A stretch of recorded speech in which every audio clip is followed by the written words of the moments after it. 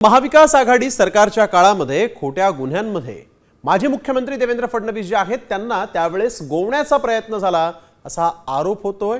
आणि आता या प्रकरणी माजी पोलीस महासंचालक संजय पांडे यांच्यासह तिघांवर गुन्हा दाखल करण्याची शिफारस करण्यात आलेली आहे। माजी पोलीस महासंचालक रश्मी शुक्लांनी निवृत्तीच्या आधी गृह विभागाच्या अतिरिक्त मुख्य सचिवांना हा अहवाल पाठवलाय। या अहवालात संजय पांडेंसह तत्कालीन उपायुक्त लक्ष्मीकांत पाटील आणि सहाय्यक आयुक्त सरदार पाटील यांच्या विरुद्ध गुन्हा दाखल करण्याची शिफारस करण्यात आलेली आहे।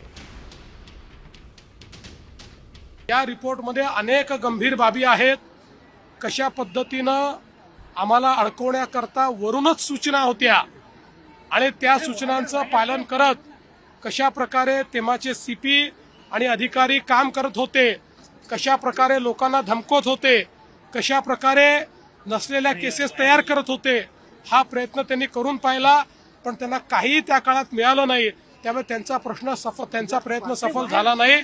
पण कसं सुडाचं राजकारण चाललं होतं हे मात्र यातनं दिसतंय।